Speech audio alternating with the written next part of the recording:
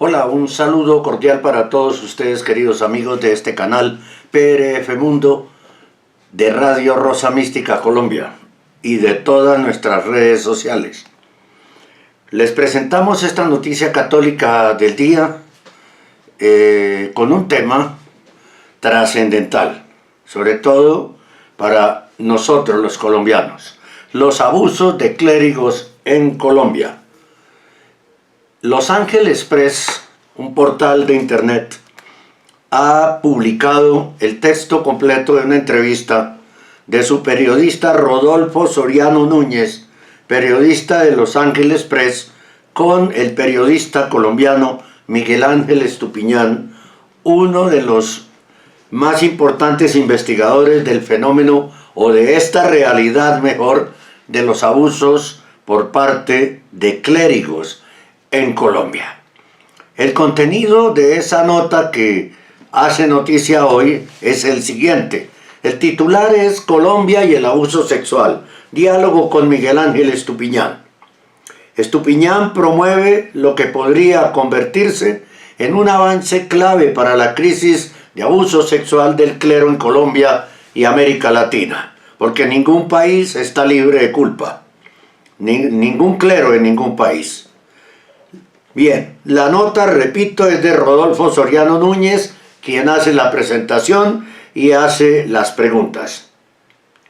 La rendición de cuentas es un factor clave en la solicitud de Estupiñán y de Juan Pablo Barrientos, que han reconstruido trayectorias de sacerdotes acusados de abuso sexual en Colombia y otros países.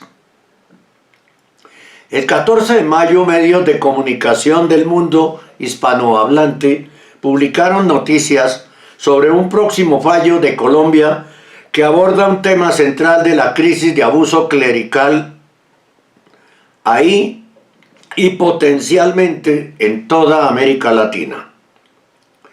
En la tradición de la Corte Constitucional colombiana, ese día se publicó un resumen preliminar del fallo y se espera que en los próximos días se publique el fallo completo. Estaremos muy pendientes. Como han demostrado varias entregas de esta serie, un obstáculo clave para comprender qué sucede en América Latina cuando surge la noticia de un caso de abuso sexual por clérigos es trazar la trayectoria del agresor. Muy pocas diócesis en Argentina, Brasil, Chile y México tienen información pública disponible. La mayoría de las diócesis en Latinoamérica usan perfiles de Facebook para anunciar nombramientos y renuncias. Aunque útiles para fortalecer lazos comunitarios, las búsquedas sistemáticas son casi imposibles ahí. Como resultado, hay poca o nula rendición de cuentas sobre los nombramientos como tales, y es casi imposible rastrear en qué momento un sacerdote ha tenido una asignación en alguna diócesis, y la incertidumbre es aún mayor cuando se trata de muchas órdenes, entre comillas, de la Iglesia Católica. En sentido, incluso órdenes tan establecidas como la Compañía de Jesús, los jesuitas, tienen comportamientos muy distintos en los países en los que operan. En Estados Unidos y Canadá, cada provincia tiene bases de datos donde pueden realizarse búsquedas de sus miembros. En sentido opuesto, incluso en los países más desarrollados del mundo de habla española, España, México, Chile y Argentina, cada provincia tiene diferentes reglas y las búsquedas son totalmente inciertas. Lo mismo puede decirse de otras órdenes bien establecidas, como los salesianos o los franciscanos.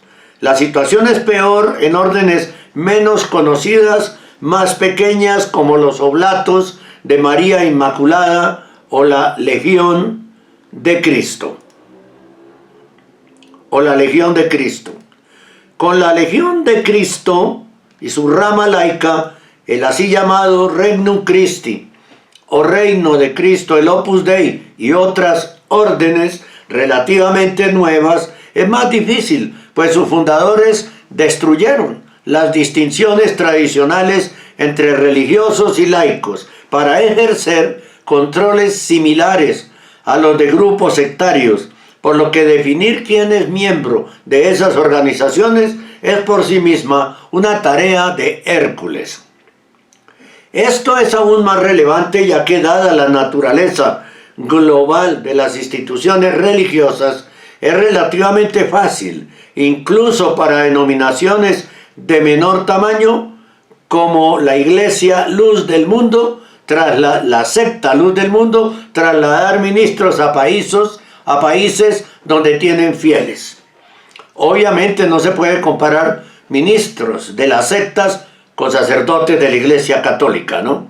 Incluso gobiernos que no facilitan la migración de personas comunes tienen categorías especiales o salvedades cuando el ministro religioso solicita una visa para trasladarse de un país a otro.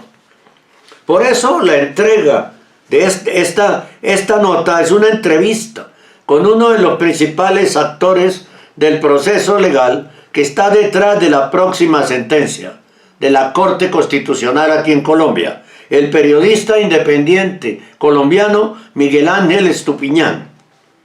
El camino que han recorrido Estupiñán y quien le acompaña en la promoción del recurso que culminará en esta sentencia, Juan Pablo Barrientos Hoyos, también periodista, ha sido largo y lleno de contratiempos. Comenzó en 2020, cuando Barrientos Hoyos intentaba comprender las trayectorias de los sacerdotes en la arquidiócesis de Medellín, la segunda ciudad y distrito religioso más poblado de Colombia y una diócesis clave para comprender el catolicismo colombiano y latinoamericano.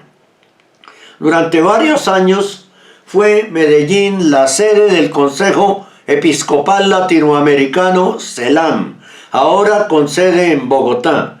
Más importante aún, el cardenal Alfonso López Trujillo fue arzobispo en Medellín de 1978 a 1991, cuando ganó un viaje a Roma para unirse a la curia de Juan Pablo II. El Papa polaco lo nombró presidente del ahora suprimido Pontificio Consejo para la Familia, cargo que ocuparía hasta su fallecimiento a los 72 años en 2008, tras ser confirmado por Benedicto XVI en 2005. La influencia de López Trujillo en Roma fue evidente desde su época como presidente del CELAM de 1979 a 1983. Luego asumió como arzobispo de Medellín y después fue presidente de la Conferencia de Obispos Colombianos de 1987 a 1990. Sus 18 años en la poderosa Congregación para la Familia le permitieron desempeñar un papel clave en la configuración de los diversos teatros de la guerra cultural que el catolicismo hispano y angloparlante libra desde finales de la década de 1980. Su influencia solo creció tras promover a su paisano el cardenal Darío Castrillón Hoyos como su sucesor en el CELAM. Luego lo promovió también para que fuera cardenal y ser una pieza clave del legado de Juan Pablo II en diversos temas.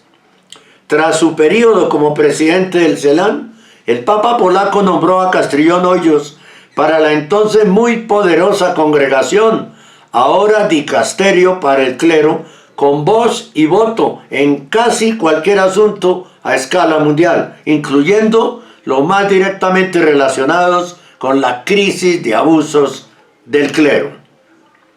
Como ejemplo fue en su calidad de presidente de dicha congregación que emitió una carta de recomendación para el obispo francés Pierre Picard.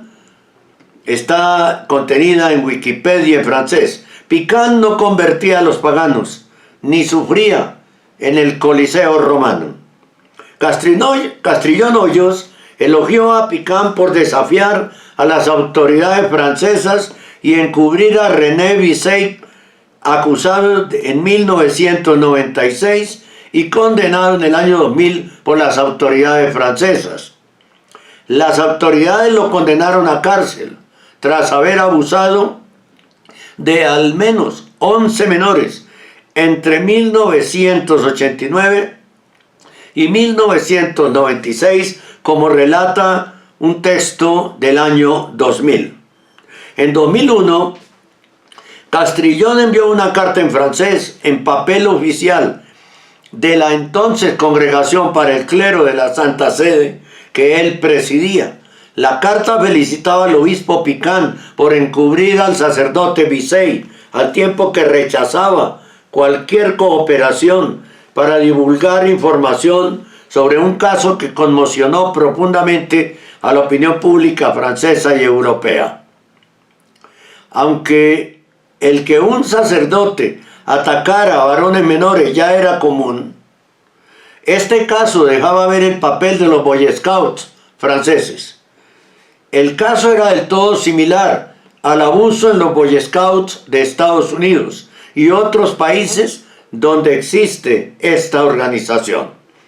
El caso fue importante también porque los Boy Scouts son una organización clave para comprender por qué el catolicismo sigue activo y relevante en Francia. Y no podemos olvidar que los Boy Scouts son una organización paramasónica. Castrillón, con la bendición de Juan Pablo II, felicitó al obispo Picán. Al hacerlo, dejó claro hasta dónde está dispuesta a llegar la Iglesia cuando sus obispos deben decidir entre las víctimas de abuso sexual y sus sacerdotes. En marzo de 2024 se detalló hasta qué punto Castrillón estaba dispuesto a llegar a proteger a los depredadores en la sección titulada La Doctrina Castrillón del texto que está, que está publicado también. Una vez publicada la sentencia completa, se convertirá en una referencia clave para la Corte Interamericana de Derechos Humanos, donde las sobrevivientes de abuso sexual, se refiere a las víctimas del clero, ya buscan, las sobrevivientes de abuso sexual del clero, ya buscan una justicia que sus países no pueden brindarles. Lo que sigue es una versión ligeramente editada de una conversación que tuvimos en Google Meet el lunes 1 de septiembre de 2025. Pregunta Rodolfo Soriano Núñez, de Los Ángeles Press. Miguel Ángel, quisiera que tú me platiques, por favor, de tu experiencia. ¿Qué lo llevó a Juan Pablo II y a ti? A Juan Pablo II no, a Juan Pablo Barrientos y a ti a recurrir a un tribunal superior colombiano como es la Corte Constitucional? Miguel Ángel Estupiñán responde: la Corte Constitucional revisa el sentido de las sentencias de primera y segunda instancia y que tanto se atienen a la doctrina en la que se ha avanzado a la luz de la Constitución de 1991, aquí en Colombia. Entonces, hay dos antecedentes del trabajo de Juan Pablo Barrientos Hoyos, que es el periodista que abre el camino y que empieza a hacer uso de este método de investigación. Es importante tener en cuenta esas dos sentencias anteriores, la T-091 de 2020 y la sentencia de unificación SU-191 de 2022, que corresponden a una investigación que Juan Pablo Barrientos Hoyos inició hacia 2018. Su objetivo particular era Ricardo Antonio Tobón Restrepo, arzobispo de Medellín, quien se negó históricamente a entregar información que Barrientos Hoyos solicitaba mediante el derecho de petición contemplado por la Constitución colombiana como un recurso del ciudadano frente a las instituciones del Estado, pero también a instituciones para la sociedad como la Iglesia Católica. Allí donde se necesita información, acceder a información de interés público. Rodolfo Soriano Núñez pregunta, déjame hacer aquí un paréntesis, porque es muy importante, porque en Colombia, a diferencia de México, la personalidad jurídica de la Iglesia Católica nunca ha estado en duda y siempre ha tenido una posición que ahora llamaríamos de entidad de interés público, con funciones que el Estado le confería. Dice Miguel Ángel Estupiñán, exactamente, eso hacía más pertinente la solicitud de información de Juan Pablo Barrientos. Entonces, el artículo 23 de la Constitución Política de Colombia describe el derecho de petición, una carta formal que se eleva ante las autoridades, ante las instituciones, para pedir información de interés público y que históricamente ha sido un recurso para los periodistas de investigación. He ahí que aparece la intransigencia de Tobón, el arzobispo de Medellín, frente a esta posibilidad contemplada en la legislación colombiana del derecho de petición, que ha sido un recurso para los periodistas de investigación. Pregunta Rodolfo Soriano Núñez. Miguel Ángel Estupiñán y Juan Pablo Barrientos han usado el derecho de petición, un componente clave del derecho constitucional colombiano, similar a lo que eran las solicitudes de transparencia en México hasta hace un año, pero con un alcance mayor por la manera en que ha definido el concepto de interés público, en que se ha definido el concepto de interés público en Colombia. Responde Miguel Ángel Estupiñán. Así, esta constante indisposición de Tobón, arzobispo de Medellín, era un ejemplo de la indisposición a aportar información que tenía que ver con sacerdotes a su cargo, algo que cae en esa noción de interés público.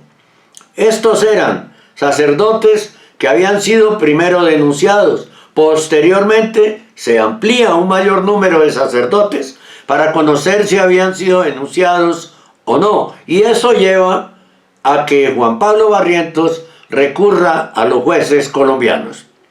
Aquí hay que remitirse también a lo que fue el trabajo de The Boston Globe a inicios de siglo por los periodistas del equipo Spotlight de ese diario. En algún momento ellos buscaron ayuda de un juez para ordenar a la arquidiócesis de Boston, a Bernard Lowe, su arzobispo, para que entregara información que de algún modo estaba reservada o clasificada, o que la arquidiócesis se negaba a publicar porque quizás también tenía relación con procesos judiciales. En fin, entonces ahí aparece ese antecedente del trabajo de que Barrientos Hoyos conecta, el recurso de The Boston Globe. Como periodista independiente de investigación y que lo empezó a practicar centrándome en historias que tienen que ver con la Iglesia Católica, incluso destacando la actividad de sectores de la Iglesia Católica colombiana en favor de la defensa de los derechos humanos. Ahí me encuentro con una misionera, dice Miguel Ángel Estupiñán, con una misionera en la región de la Amazonía, en el Vicariato Apostólico de Leticia, una misionera que denunciaba que esto ocurre también en esta región, en un internado, en una región mayormente rural e indígena, y señala el encubrimiento del obispo. Entonces mi voluntad fue recurrir a esa estrategia, a ese método de Juan Pablo Barrientos, a quien yo no conocía, pero ya empezaba a leer, dice Estupiñán. Y ahí empecé, digamos, a notar una cosa muy interesante. Cuando un periodista busca la opinión de un obispo, cuando le escribe mediante un email algo informal o detrás de información, la Iglesia Católica suele ignorar, nunca responde. A nosotros también nos ha sucedido. Le hemos hecho preguntas a muchas diócesis y arquidiócesis de Colombia y de afuera y nunca nos responden nada. Pero lo que noté después de que el obispo de Leticia, en una investigación que yo hice sobre este tema en 2020, me tirara el teléfono, terminara una conversación, y después de que yo entonces recurriera a un derecho de petición, que es una carta donde se apela a este artículo 23 de la Constitución Nacional. Fue en ese momento en que la Iglesia Católica, en este caso, este obispo de Amazonas, siente una suerte de pánico por la posibilidad de que el periodista ponga al obispo frente a un juez, cuando ya no era un cuestionario espontáneo o una llamada que el obispo de Leticia podía terminar de manera abrupta y grosera, sino esta estrategia legal. Fue así que empieza a surgir pruebas contra la actuación del obispo de Leticia. Entonces yo hago una solicitud formal de derecho de petición en esos términos al obispo. El obispo ya me empezó a dar una información sin yo tener que recurrir a un juez, pero eso ya habla de la actitud que tienen, del temor que yo interpreté que este obispo tenía, y me empieza a dar información que yo contrasto con las versiones de los denunciantes contra este sacerdote de un internado indígena en la selva y de esta misionera. Era una denunciante, mujer, religiosa, misionera católica, y que me daba los argumentos de cómo la estrategia del obispo había sido proteger a este subalterno suyo, encubrir unos documentos que los denunciantes decían haber entregado, de los que la misma religiosa también guardaba copias. Ella tenía un gran archivo de la documentación que ella había entregado al obispo, así como autoridades del orden nacional en Colombia. Una de mis primeras satisfacciones como periodista de investigación es que esta noticia llega a ser relevante por el actuar de este obispo cuestionado, prelado de Leticia, José de Jesús Quintero Díaz, pero también veía que lo dejaban de hacer las autoridades para retirar de la rectoría de un internado a un sacerdote por las condiciones de ese internado que era funcionario público. En Colombia estos internados funcionan en un mecanismo de cooperación Estado-Iglesia. El Estado colombiano tenía, digamos, una supervisión y un poder sobre ese internado. Entonces las autoridades del ámbito a nivel nacional se ven obligadas a ser mucho más expeditas en una investigación disciplinaria que había por parte de la Procuraduría. De nuevo una entidad estatal nacional frente a este funcionario público y sacerdote, y entonces lo retiran de la dirección del internado mientras avanza un proceso que había en el Vaticano. Y el titular era un sacerdote denunciado ante el Vaticano, cuyo caso es conocido por sus superiores, a pesar de estar denunciado por este tipo de asuntos. Sigue en la rectoría de un internado, y eso hace que las autoridades lo retiren. Es una historia que se va a repetir mucho. Y yo de alguna manera, para afinar la redacción del titular, señalaba era la gravedad de que alguien denunciado está al frente de una institución como un seminario. Bueno, esa satisfacción de ver que detrás de esa noticia lo que yo me daba cuenta es la efectividad del método, ¿no?, de apelar al derecho de petición detrás de información por parte de la Iglesia Católica, pero también de otras entidades como la Procuraduría o como la Defensoría del Pueblo. Otra entidad es lo que aquí llamamos el bienestar familiar, que es como el organismo de protección o de tutela de los niños y de las familias, similar al DIF en México, DIF. Funcionaba, eso es lo que me hace ver que ese camino que Juan Pablo está abriendo funciona, y dejaba ver la manera en que podía ser usado por otros periodistas independientes como yo. Entonces yo, dice Miguel Ángel Estupiñán, que siempre he tenido mucha curiosidad y mucho interés en cubrir desde el periodismo el trabajo de la Iglesia Católica, pero también su defensa en derechos humanos, y luego fenómenos de corrupción. Entonces yo dije, este método a mí me sirve. Al ritmo de eso, de trabajar yo ese tipo de historias y del trabajo de Juan Pablo Barrientos, que iba avanzando en publicación de grandes y largas historias sobre el caso de Medellín, esta enorme ciudad católica, una de las más importantes del catolicismo colombiano. Posteriormente, Juan Pablo documentó una historia muy importante en Villavicencio, cuando Óscar Urbina Ortega era el arzobispo. Una red de inducción a la prostitución de más de 30 sacerdotes contra una persona adolescente y posteriormente en la adultez de esta persona. Entonces, cada uno desarrollaba investigaciones por su parte. Juan Pablo en Antioquia, luego en Los Llanos, yo me fui para el sur del país, la Amazonía, y en algún momento Juan Pablo me busca a mí, me llama y me propone que hagamos una investigación entonces a escala nacional. El objetivo era fijarnos en el fenómeno del encubrimiento.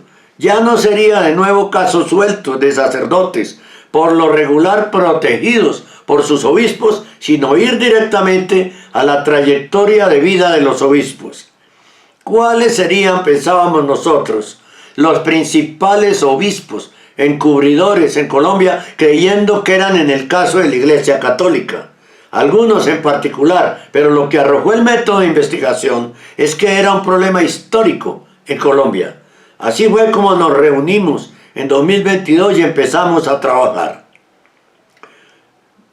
Dice Rodolfo Soriano Núñez, de Los Ángeles Press: ahora podrías explicar en qué etapa del proceso están, porque la gente de la curia de Tunja, por ejemplo, cada vez que pueden quejarse, lo hacen contra ustedes y dicen cualquier cantidad de tonterías. Y ustedes no exigen algo imposible. Es algo que, por ejemplo, para cualquier obispo está perfectamente disponible en sitios de internet como Catholic Hierarchy o G-Catholic, donde uno puede acceder a esa información de un obispo y esa información pública. El problema es que ellos no la quieren hacer disponible a escala diocesana.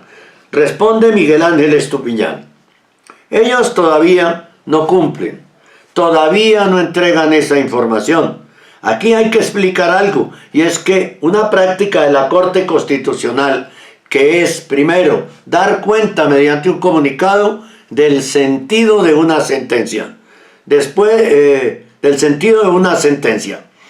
Esto puede pasar meses antes de que se conozca la totalidad de la sentencia. Por ello, todavía no conocemos la sentencia. Ya adelantaron el sentido de la resolución. Ya sabemos que es un fallo a nuestro favor, que le va a ordenar a la Iglesia Católica que responda a la totalidad de lo que estamos solicitando. Conocemos el código, el nombre, cómo ha sido bautizada esta sentencia de unificación, la SU 184 de 2025, pero es posible que de aquí a 2 semanas, esta publicación es de ayer o menos, finalmente salga la sentencia. Hasta donde sabemos, ya es cuestión de pocos días que saldrá. Primero se socializó el sentido del fallo y la orden, pero mientras tanto, el magistrado ponente seguía redactando el documento final. Porque hubo un gran debate dentro de la Corte Constitucional colombiana. Hubo 2 salvamentos de voto y entonces de alguna manera dijeron, pues mientras tanto avancemos un poco. Sin embargo, aún no nos han dado la sentencia.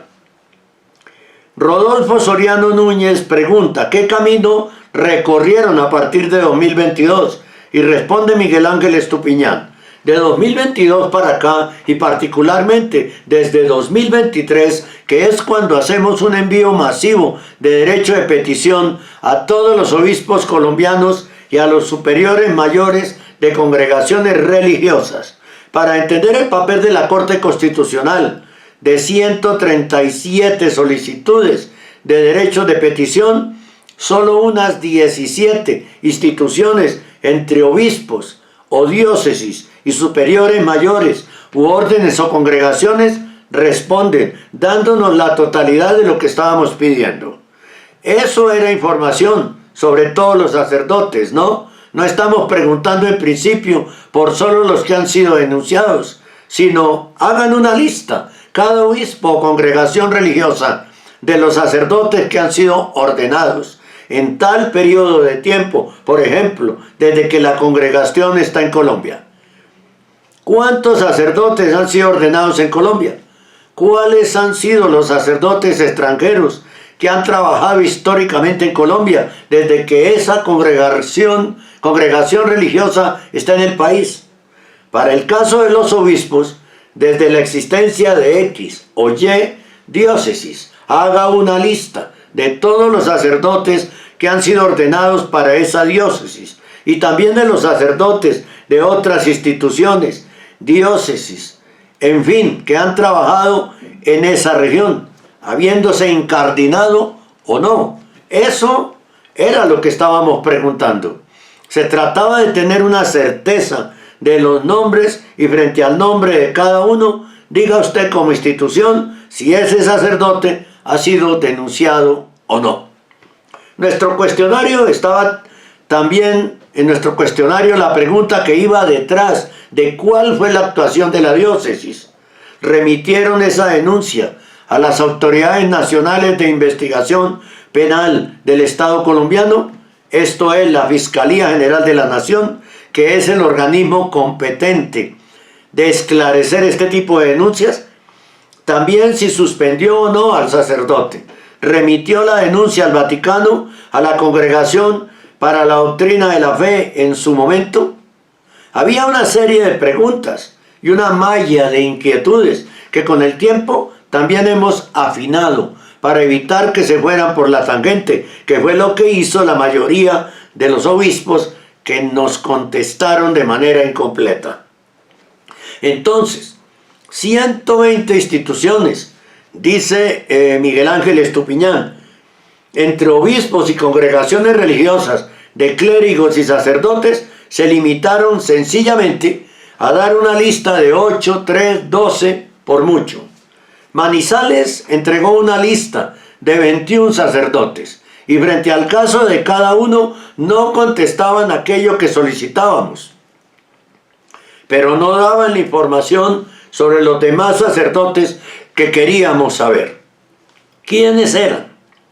Porque eso nos permitía incluso cruzar información de un sacerdote que pudo haber sido ordenado en X diócesis, pero luego encontrábamos en Estados Unidos con información de Bishop Accountability o lo encontrábamos en otras diócesis colombianas o, en fin. Rodolfo Soriano Núñez dice, o en México, por ejemplo, ¿no? Interrumpe y dice, o en México, por ejemplo, ¿no? Que acá en México, ahora un escándalo es que un sacerdote colombiano, Carlos Cancelado Velasco, el obispo mismo lo desconoce, dice, comillas, hace 2 años que no sabemos dónde está, pero hay un grupo de fieles que lo defienden contra viento y marea, y hay otro grupo de gente que dice que es abusador y que por eso desapareció de la nada en la diócesis de Tepic, ¿no? Además, como somos 18 países que hablamos español, y es relativamente fácil acostumbrarse para un mexicano al español de Colombia, o viceversa, pues es muy fácil para ellos moverse de un lado a otro, ¿no? Entonces, eso les amplía todavía más la posibilidad para que esto, que en Los Ángeles Press llamamos la solución geográfica, cambiar de lugar, ¿no? Miguel Ángel Estupiñán dice, y lo mismo, tú has estudiado perfectamente la posibilidad, es que es lo grave, que exista una posibilidad de que ocurra algo, y después tener las pruebas de que ocurrió.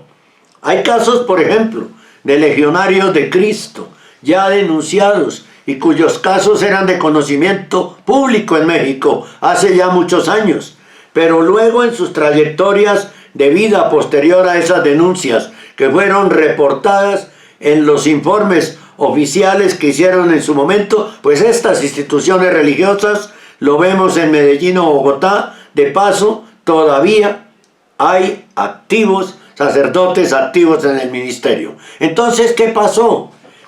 Como las instituciones, los obispos y congregaciones en su mayoría, digamos 120, no nos contestaron todo lo que estábamos pidiendo, no solo sobre sacerdotes denunciados, sino sobre otros, que nos hubiera permitido muy rápidamente establecer que aunque no haya sido denunciado en su diócesis de origen, pero sí en otras.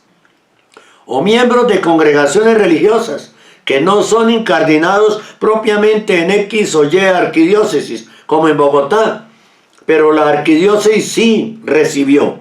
Es el caso de los franciscanos. Denuncias contra franciscanos que eran párrocos en parroquias de la arquidiócesis.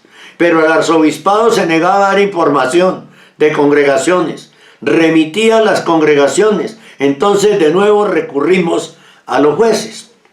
Para empezar de nuevo esa suerte como de método que Juan Pablo Barrientos ya había ido desarrollando, y era: no nos contestan el derecho de petición. Esto tiene que interpretarse como violación a un derecho, que el periodista tiene que acceder a una información, y por tanto es un juez el que tiene que tutelar, proteger, defender el derecho que una institución religiosa está violando. Entonces vamos a esos 120 jueces. La mayoría, 75, nos dan la razón. 45 todavía siguen, de alguna manera, con un margen de protección, al no obligar a la Iglesia Católica a entregar la información completa con argumentos que ameritan estudio en un país como Colombia. Aquí ha habido un concordato, pero se ha modificado, al punto que desde 1993 no puede adaptarse en términos de un pretendido fuero judicial particular para los sacerdotes o los obispos que en casos de investigación penal históricamente se mantenían en secreto, o los curas iban a casas religiosas por cárcel y esa información nunca era publicada, no era de dominio público. En 1993, 2 años después de la Constitución de 1991, que modificó de alguna manera el concordato, no podría hablarse de un fuero particular para el clero. A pesar de ello, todavía en 2023 nos encontramos con una juez de Soacha, un municipio vecino a Bogotá, que dice que como periodistas no tenemos derecho a acceder a esa información porque existe un supuesto fuero. Entonces es muy grave que todavía haya jueces con un lenguaje que atenta contra la Constitución que se ha modificado. Eso amerita muchos estudios y análisis, pero vamos a jueces de primera y segunda instancia, y finalmente sigue habiendo una gran proporción de procesos, 45 como mínimo, donde los jueces no nos dan la razón. Entonces todavía hay un recurso. Cuando perdemos esos casos en que el juez, lejos de afirmar nuestro derecho, nos rechaza, decidimos tomar, dice Miguel Ángel Estupiñán, esos 45 casos y elevar otro recurso judicial colombiano, que es una solicitud ciudadana de revisión ante la Corte Constitucional, que anualmente revisa miles de sentencias que, según alguna de las partes, todavía requiere una revisión porque supuestamente no se atiende a la Constitución. Los jueces todavía fallan sin aplicar la doctrina que ha avanzado desde 1991 a la luz de la nueva Constitución, y entonces la Corte Constitucional selecciona entre miles y miles de sentencias que anualmente se revisan, pero al ver que es un caso de interés y que ya está el antecedente de 2020, la toman.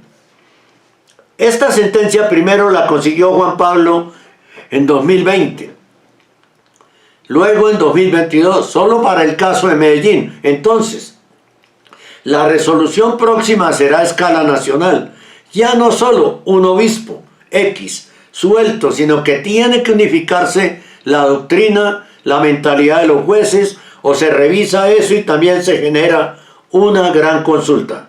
Ello causó que hubiera demandas por parte de muchos sacerdotes que dijeron, los obispos no pueden dar información privada de nosotros sin nuestra autorización, tienen que revisarse, que se respete también nuestra privacidad.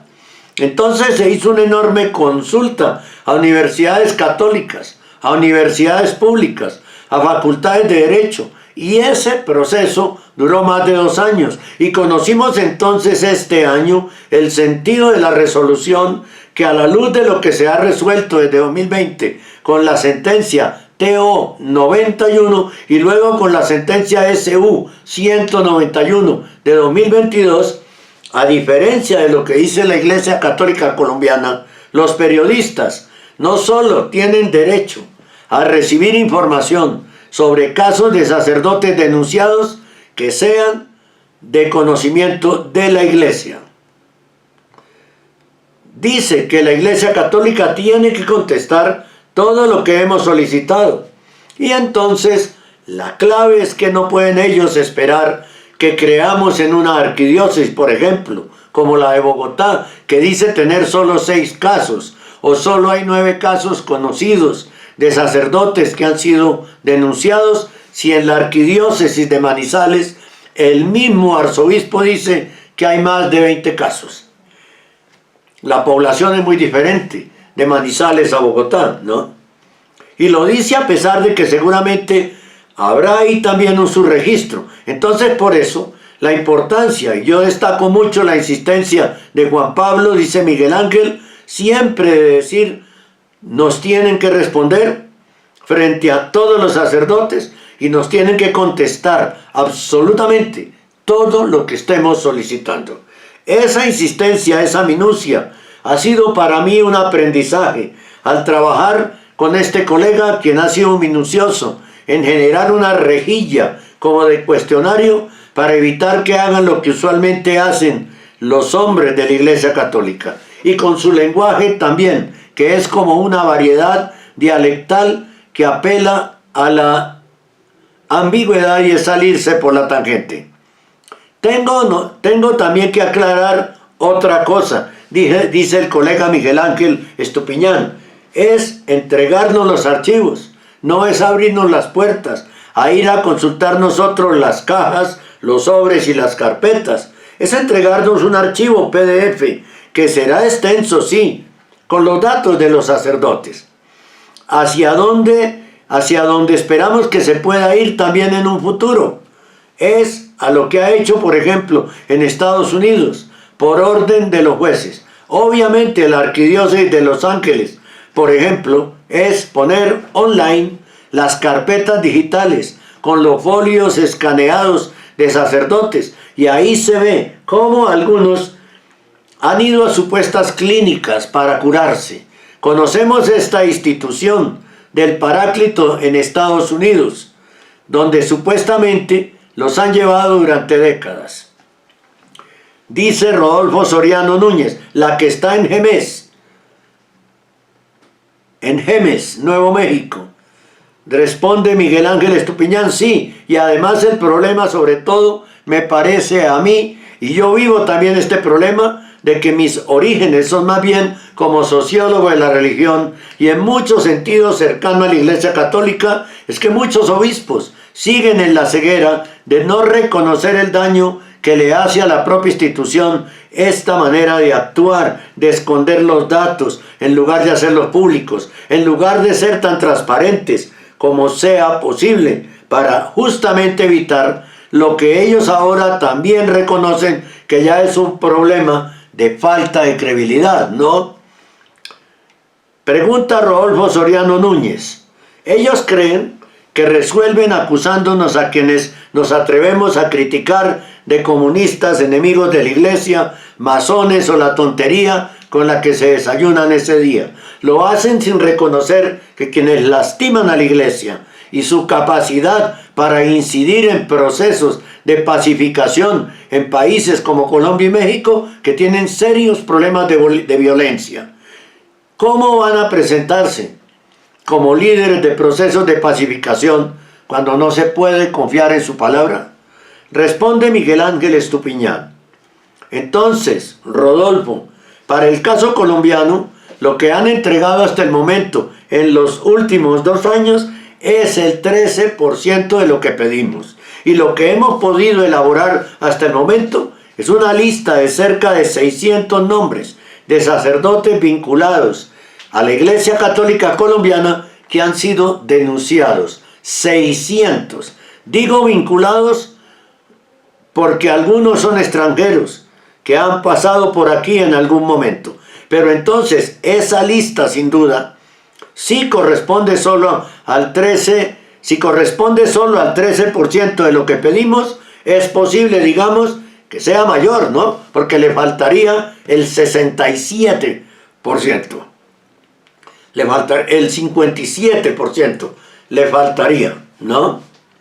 13%, no, estoy haciendo mal la cuestión. Le faltaría el 100 menos 13 da 87. 87% le faltaría.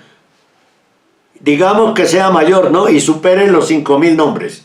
Con esos 600 casos, esas historias que involucran a más de 600 sacerdotes, algunos de ellos denunciados más de 5 veces cada uno, aparece ya la posibilidad de tener argumentos suficientes. Otros investigadores lo tendrán por otras partes, pero es de nuevo una prueba irrefutable del carácter sistemático del fenómeno más grave, y es el encubrimiento. Porque lo que esos casos permiten comprender es cuál ha sido la respuesta de las autoridades religiosas a cada uno de estos sacerdotes. E históricamente, pues, se repite lo que tú tanto has analizado y estudiado. Es ese patrón del cambio de parroquia, la suspensión temporal, incluso expulsión, que no se le notifica a la sociedad, y estos sacerdotes, aunque castigados internamente por la jerarquía, pasan a ser profesores o directores de colegio. Y se corre el riesgo de que se aumente el número de víctimas, ¿no? Aquel sacerdote, estoy recordando, cuyo sacristán a quien lleva para todos lados es su amante, ¿no? Y cada vez que en una parroquia se están dando cuenta, se empieza la gente a dar cuenta de la situación, lo cambian de parroquia y se lleva al sacristán, ¿no? En el ámbito educativo sigue trabajando gracias a la mucha tolerancia e impunidad, porque nunca se notificó ni se alertó a las autoridades competentes de las denuncias contra estos sacerdotes. Dada la naturaleza de estos crímenes, ¿quiénes deben establecer y resolver la situación legal y jurídica y penal de estas personas? Aquí hay un caso que estamos estudiando recientemente, de un jesuita, que en ese momento prácticamente, tú me corregirás, como sea la mejor manera de decirlo, pero está supuestamente encarcelado en un convento de los jesuitas y no puede salir porque fue detenido hace algunos años mientras le tomaba fotos a niñas, y luego la Fiscalía colombiana conoció el caso pero tampoco lo resolvió. Parece que hubo un acuerdo económico entre los jesuitas y la familia que había denunciado. Esto contraviene la ley, que dice que este tipo de denuncias y de señalamientos jamás pueden ser objeto de un acuerdo extrajudicial. Lo que sabemos, porque se revictimiza a la persona, en este caso una niña. Lo que sabemos, y nos lo dijo el superior de los jesuitas, es no. Según dijo, el sacerdote está enfermo y la fiscalía nunca permitió que ese caso llegara ante un juez. Entonces nosotros lo tenemos recluido. La autoridad debe resolver esa situación en que se encuentran muchos sacerdotes de quienes no conocemos detalles. Ellos estarían por ahí, encerrados supuestamente en conventos de todos nuestros países, ¿no? Esta problemática requiere de análisis institucional. ¿Cuáles son los factores institucionales más graves que explican los datos en estos casos? Pues también encontramos que se repiten y se repiten las historias. Este caso nunca se reportó a la Fiscalía General de la Nación de Colombia, y a veces las víctimas alertaron a las autoridades mientras avanzaban los procesos en el ámbito civil, pero estos sacerdotes seguían activos en el ministerio, incluso en algunos casos luego de haber estado en la cárcel, condenados, eran de nuevo convocados por sus obispos para ir a otras parroquias. Pues es que si el obispo tiene la misma situación, le toca al sacerdote quedarse callado para que el obispo se quede callado, ¿no? Eso es lo que está pasando. Todo esto se repite y se repite y se repite. Por ello concluimos que es el carácter criminal de un comportamiento institucional generalizado. Yo vengo de un mundo católico, dice Miguel Ángel. He conocido sectores de la Iglesia Católica, defensores de derechos humanos. He sentido enorme admiración también por misioneros o sacerdotes del bajo clero y por obispos que en su momento fueron muy valientes para combatir el crimen organizado transnacional del narcotráfico en regiones selváticas, donde quienes sufren son pueblos negros e indígenas. Sin embargo, me fui llevando la enorme sorpresa y tristeza con estos insignes líderes sociales, obispos defensores de derechos humanos, que algunos califican como de mentalidad progresista, y algunos dirían, no sé, pues la iglesia de izquierdas o heredera de la teología de la liberación marxista. Bueno, así pensamos nosotros. Yo pensaba que ellos, frente a este drama de personas maltratadas y agredidas sexualmente, seguro su administración sería distinta. Y no. La contradicción es que personas con una sensibilidad moderna frente al drama de la violación de derechos humanos para casos que comprometen como agresor o delincuente a uno de los suyos, reproducen la cultura de la paternidad espiritual, del obispo como protector, aunque es juez, pero dice no, pero ante todo soy padre. Todo este drama de incluso no comprometerse con su deber canónico, que les indica que también son jueces, por lo que tendría que haber investigado, y normalmente no investigan a sacerdotes a sus órdenes. Entonces, a escala nacional en Colombia, encontramos ya no solo los obispos actuales, con los archivos o los datos de archivo con la trayectoria de los obispos, indica que si este obispo está, por ejemplo, en Manizales, en el clímax de su carrera, un arzobispo relativamente joven de una de las grandes ciudades católicas, en la zona, Manizales, Caldas, en la zona cafetera, estuvo antes en Facatativá, muy cerca de Bogotá, como obispo, y antes estuvo como obispo joven en el Tolima, en una región llamada Líbano, donde dejó una estela de impunidad y de corrupción administrativa en la forma de tratar este problema. El cardenal Pimiento Rodríguez, ¿no? Entonces emergen datos sobre más que casos aislados de sacerdotes delincuentes o denunciados. Los datos dejan ver cómo cada uno de estos obispos y sus antecesores, algunos insignes obispos ya fallecidos, uno nombrado por ejemplo por Bergoglio como el cardenal más anciano en su momento, José de Jesús Pimiento Rodríguez, antiguo arzobispo de Manizales. Y uno ve esa trayectoria en Manizales con datos que se remontan a los 70, aunque la mayoría de los registros más recientes son de los últimos 10 años. Ahí es donde esa cultura se hace visible. Eso es lo que ellos no quieren que se sepa. Ellos saben lo que está en juego aquí. Es la respuesta que los obispos actuales y sus inmediatos antecesores y los obispos que los promovieron, sus mentores, han tenido. Es, digamos, su cultura, la impunidad. Si vamos a Medellín, pues se puede establecer que el obispo actual, Ricardo Tobón, cumple, digamos, la norma y la tradición de obispos que se remontan a López Trujillo, que fue mentor de muchos de los obispos actuales poderosos de diversas regiones, donde hay obispos jóvenes que reproducen esa cultura. Rodolfo Soriano Núñez interviene para hacer una pregunta. López Trujillo era, para propósitos prácticos, el Papa para Colombia durante el pontificado de Juan Pablo II. Él promovía a quien él quería como obispos en Colombia, tal cual. Entonces, esa manera de entender el papel del obispo está completamente vigente. ¿Y qué pasa? Donde hay oficinas del buen trato, donde ya existen en Colombia, se multiplican como ciertas estrategias de prevención.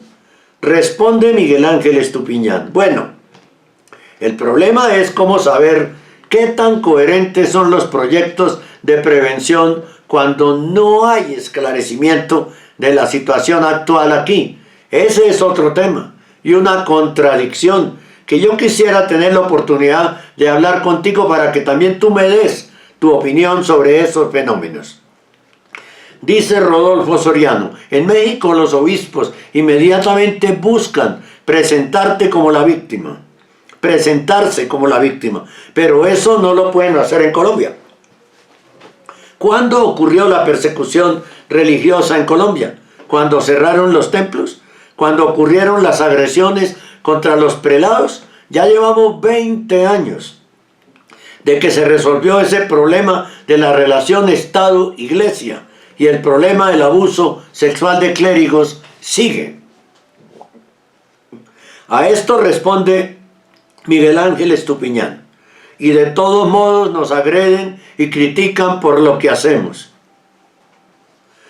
Y lo otro que tú alertas y llamas la atención es si el proceso de lo que estamos haciendo tiene que ver con Colombia, pero también permite ver unas relaciones, vínculos y conexiones por el carácter de la Iglesia con realidades más amplias, ¿no?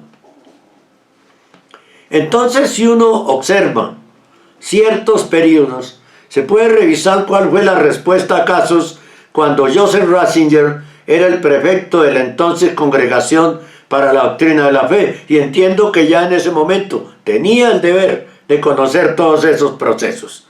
¿Y cuáles fueron las recomendaciones que dio el Vaticano frente a algunos procesos que en Colombia tenían algunos sacerdotes? Entonces uno ya puede establecer ese tipo de, digamos, procesos nuevos de investigación para decir, mira, esto tienen en común, y es que fue en este periodo, si miramos cuáles eran las recomendaciones que se daban. Por ejemplo, sanciones temporales de 5 años de suspensión y luego ser restablecido al cargo sin informar a nadie, ni a las autoridades civiles. Y está el otro asunto, el de los misioneros españoles. La Iglesia Católica de España envió sacerdotes a Colombia y fueron denunciados aquí. Entonces uno debería tener derecho a pedirle información a la diócesis y a las órdenes religiosas en España o en sus sedes principales en Roma. Antes de ser denunciados aquí en Colombia, ya habían sido denunciados en España, y casualmente por eso los enviaron aquí, porque eran sacerdotes incómodos, como sabemos que pasaba con sacerdotes alemanes, por ejemplo. Rodolfo Soriano Núñez dice, los jesuitas de Bolivia, de eso informamos hace pocos días, ¿no? Eso es justamente lo que abordó un juicio en que 2 jesuitas españoles, antiguos superiores de la orden de los jesuitas en Bolivia, fueron declarados culpables por un tribunal y sentenciados a un castigo muy ligero, quizás por su edad, de 1 solo año de prisión. Ya lo informamos aquí en PRF Mundo.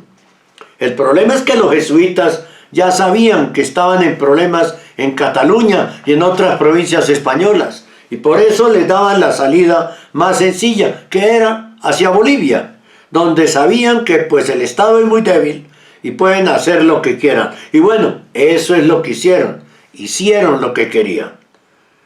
A esto comenta Miguel Ángel Estupiñán. Entonces, yo creo que la posibilidad de acceder a más datos, a más información, pues permitirá como ese tipo de estudios o de investigaciones. Otro problema es la propaganda muy intensa en Colombia para presentar como un gran programa de prevención lo hecho aquí por Luis Manuel Ali Herrera, el secretario general de Tutela Minorum, la entidad global de prevención en Roma. Lo presentan como un gran ejemplo de lo mucho que es posible hacer cuando se abren oficinas para recibir denuncias por parte de católicos. Sin embargo, ahora, entre los denunciantes organizados, gana terreno la idea de no denuncie en la iglesia, denuncie a la iglesia. No denuncie en la iglesia, denuncie a la iglesia, porque es como si un grupo, como si unas personas que hacen parte de una asociación para delinquir fueran sus propios jueces, ¿no? Pero se ha generado una gran propaganda de vea todo lo que estamos haciendo para hacer de nuestros templos, de nuestras diócesis, entornos protegidos, casas seguras. Y la gran cruzada aparentemente ha sido financiada también por obispos como los de Estados Unidos, pues la lideró en su momento Luis Manuel Ali Herrera. Mientras tanto presentan a Barrientos Hoyos como si fuera el anticristo. Por decir aquí, no se ha hecho nada y todo lo contrario, y los obispos encubren abusos. La iglesia contesta con su gran estrategia de propaganda y sus cartillas y sus talleres, y eso se tiene que hacer, pero es como si eso fuese para ellos la prueba de lo mucho que avanzan. La iglesia responde con su gran estrategia de propaganda y todo eso. Y para mí una de las reflexiones es, mientras no se esclarezca, mientras no haya seguridad de que toda denuncia es reportada de inmediato a la fiscalía, no podemos tener claro que los mismos que hoy promueven la prevención no sean quienes históricamente han encubierto. Entonces, ahí hay una especie como de conflicto con esas narrativas. Tú hablabas a qué nivel ha escalado la manera de que algunos obispos presentan a quienes investigan estos casos. Uno tan poderoso como el de Tunja, Gabriel Ángel Villabaos, quien actualmente es el vicepresidente de la Conferencia Episcopal de Colombia. Estos obispos escalan la estigmatización contra quienes buscan justicia. Y más recientemente por el fallo de la Corte, porque se sabe que los demandantes fuimos dos. Son Miguel Ángel Estupiñán y Juan Pablo Barrientos. Incluso escalan la idea de que los que están detrás de esta sentencia, incluso los jueces que fallaron en favor, son enemigos públicos de la Iglesia Católica. Eso me parece a mí que dirá mucho de la posición que ha tenido históricamente en un país como este la Iglesia Católica. Y sin embargo, esta sentencia representa un gran avance. Pero vamos a ser realistas, porque no buscamos la identidad ni los nombres de los denunciantes. Eso es otra cosa que hay que aclarar. Nuestra investigación más bien va a los datos de sacerdotes denunciados. Pero ¿qué tan posible es? Yo creo que lo que hemos hecho hasta el momento ha sido muy importante y ha sido asombroso, porque lo que ha pasado y con toda facilidad todavía ocurre es la destrucción de los archivos y de las pruebas. Entonces es muy fácil leer que estemos a la búsqueda de datos que todavía sea posible que puedan desaparecer. Lo que no pueden desaparecer quizá será aquello donde las mismas personas denunciantes tengan las pruebas y la firma de recibido, o alguna evidencia que les permita decir: yo entregué este documento aquí y yo hablé con tal persona. Eso es lo que con el tiempo la gente hace. Los que han denunciado ante la iglesia han aprendido que tienen que documentar todo, absolutamente todo, incluso con fotos de cuando se reunieron con el obispo. Hay personas que dejan constancia mediante un selfie. Hoy me reuní yo con el obispo. Hoy entregué copia de este documento. Entonces no pueden decir que no existe. Pero una gran pregunta es si lo asombroso detrás de una investigación como esta es cómo pudimos acceder a una lista al menos de 600 sacerdotes y cómo no destruyeron todavía las evidencias. Y es muy probable que las evidencias sobre esto, sobre otros casos que comprometan incluso actuales arzobispos y obispos, no solo en fenómenos de encubrimiento, porque seguro habrá quienes fueron en su momento denunciados siendo sacerdotes o ya siendo obispos, ¿no? Pues todo eso lo destruyen. Yo tengo muchas preguntas y muchas inquietudes.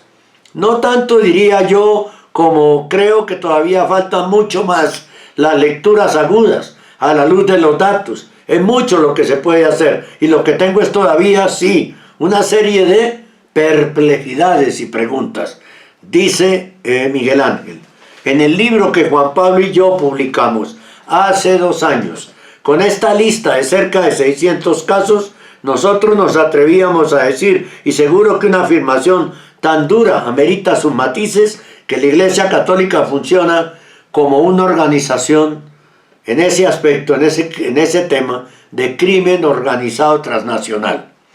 Si nos fijamos en el aspecto nada más del encubrimiento, pues es un delito. Y hay sistemas de una organización para favorecer la reproducción de ese tipo de mentalidad y práctica criminal.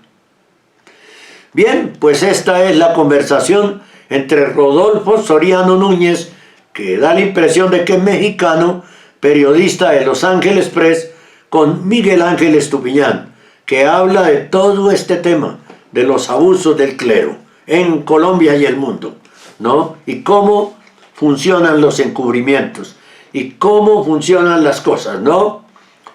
Publicaron hace 2 años un informe con 600 nombres que lo lograron utilizando la figura de un derecho de petición ante la Corte Constitucional y ante la Fiscalía, ¿no?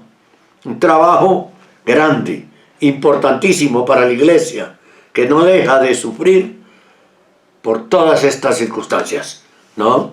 Ahora mucho más, cuando en el fin de semana se exaltó toda la agenda LGBTI como si no fuera pecado, en plena Basílica de San Pedro, cometiendo sacrilegio, abominación de la desolación, blasfemias, etcétera, etcétera, dentro del principal templo de la cristiandad. Ustedes se imaginan qué pasaría si eso llegase a ocurrir o a intentarse que ocurriera en la Meca o en una sinagoga, la Meca de los islámicos, o en una sinagoga.